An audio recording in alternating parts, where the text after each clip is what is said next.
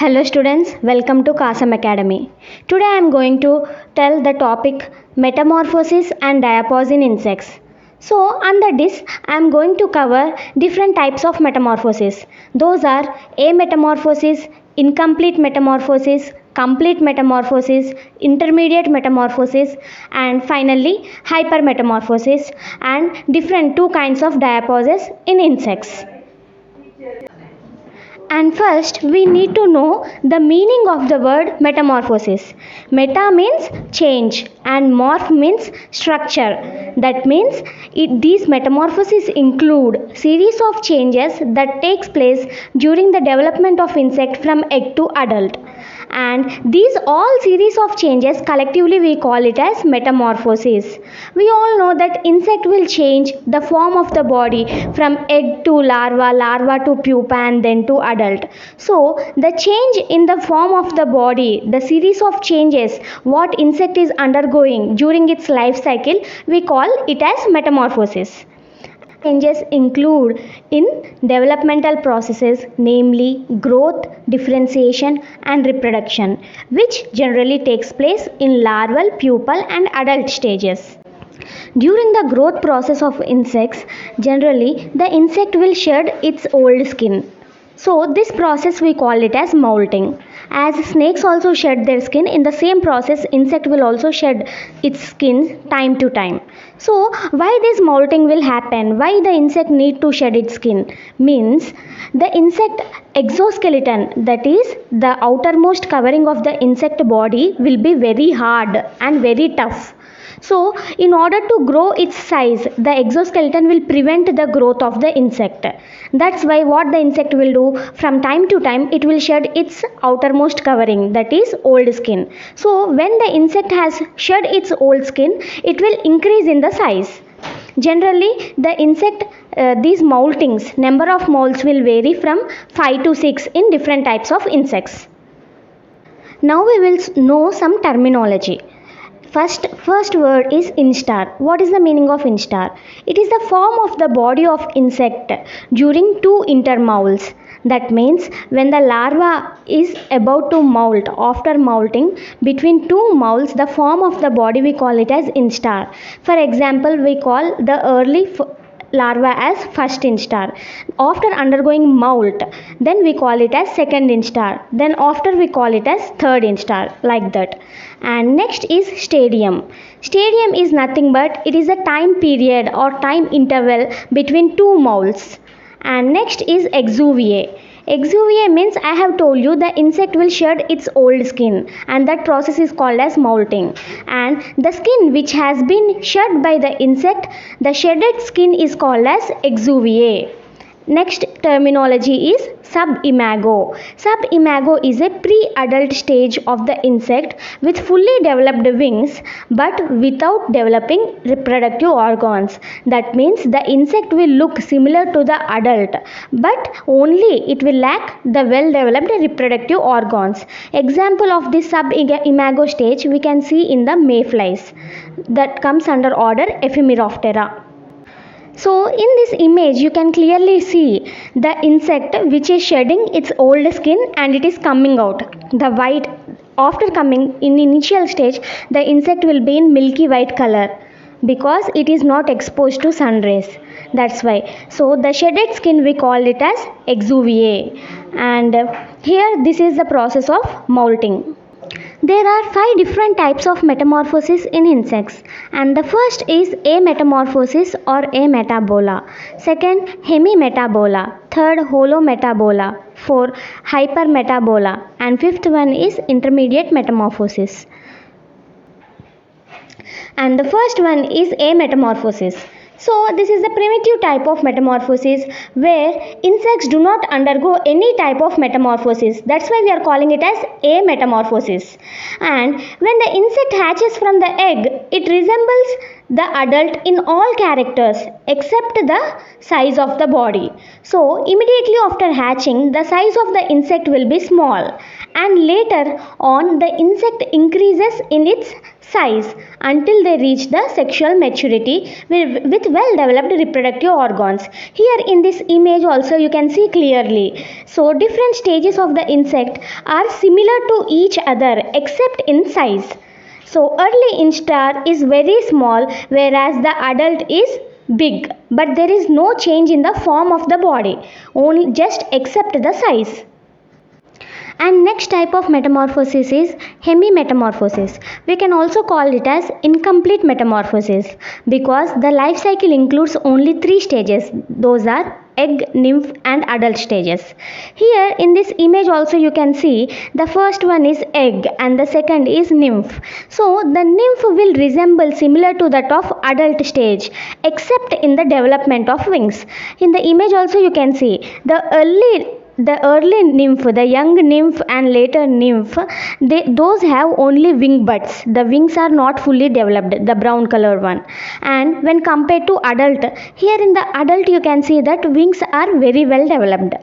So, in this type of metamorphosis, the insect possesses 3 different life stages. Those are egg, nymph and adult. And the nymph will look similar to the adult except in the development of wings.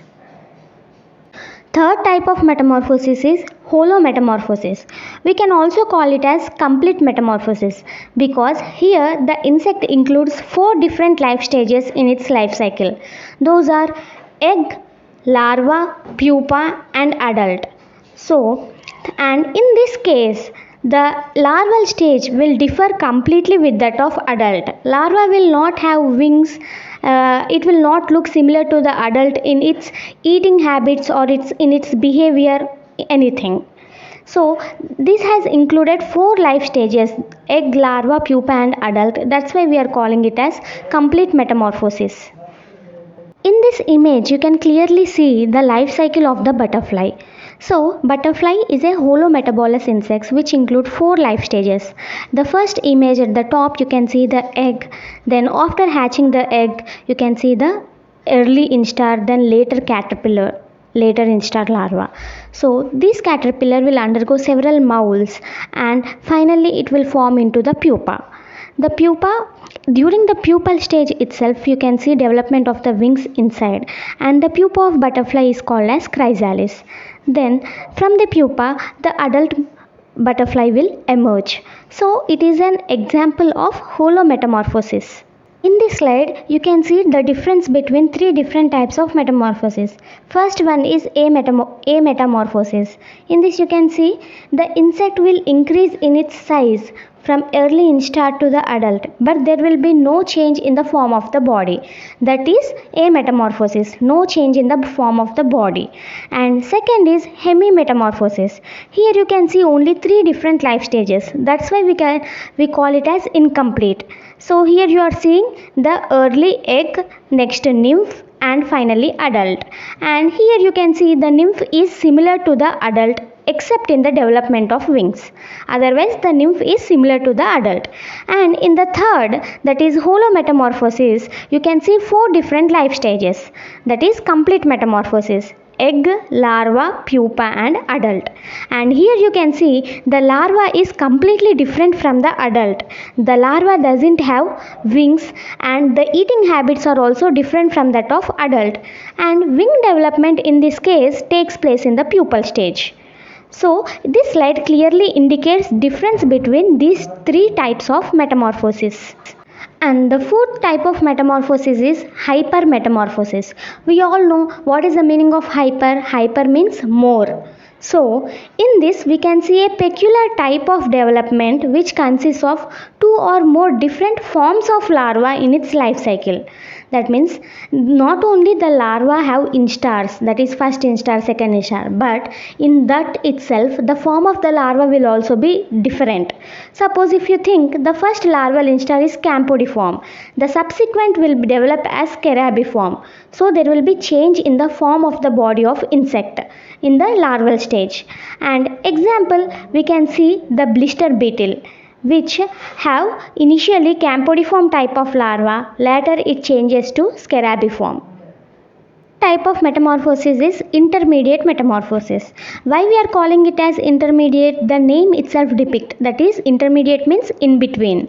So this type of metamorphosis is in between hollow and hemi, that means in between incomplete and complete metamorphosis. What we have seen in complete metamorphosis? We have seen that insect have 4 different life stages. Those are egg, larva, pupa and adult. And what we have seen in incomplete metamorphosis? We have seen that insect have 3 life stages. Those are egg, nymph and adult. So this intermediate metamorphosis is in between these 2 types of metamorphosis. That means these insects will have pupal stage, but it is very short time, for very short time. That's why we are calling it as incomplete or intermediate metamorphosis. Example of this are coccids and thrips. Now we will see what is the meaning of diapause in case of insects. It is a period of arrested growth or development in the life cycle of insect, during which the physiological processes like differentiation and reproduction are suspended. And diapause is represented by low rate of metabolism, that means low oxygen consumption, low body weight, low body water content, vitamin deficiency in the blood, etc. And this diapause, this arrested growth may occur either in egg or larva or nymph, pupa or adult, any stage of the insect. This diapause is generally of 2 different types. First is obligatory diapause. It refers to the stage of the suspended activity of insect, which is a hereditary character controlled by the genes, and it is species specific. That means if an insect has to undergo diapause during a particular time, it will continuously undergo year after the year. Continuously it will undergo, because this character is governed by the genes internally, and it is a hereditary character. That means it will get transferred from parent to the offspring. So in that species, the insect will continuously undergo diapause at that particular stage. And the second type is facultative diapause. So it is a stage of suspended activity of the insect due to unfavorable conditions. That means due to unfavorable conditions, that may be high temperature, anything which are not favorable for the insect, at that time insect will undergo into the diapause, and whenever the favorable conditions will come to it, then it will break diapause and it will become normal. So examples of these 2 we will see. Obligatory diapause example is egg diapause in case of silkworm, whereas facultative diapause example is larval diapause in case of pink bollworm. So, these unfavorable conditions may be either biotic or abiotic. Biotic conditions are generally natural enemies and population density of the insect, whereas abiotic conditions are temperature, rainfall, humidity, photoperiod. Anything which is unfavorable to insect will make the insect to undergo facultative diapause. And the occurrence of diapause during summer due to high temperature, we call it as estivation, whereas undergoing diapause during winter due to low temperatures, we call it as hibernation. Thank you.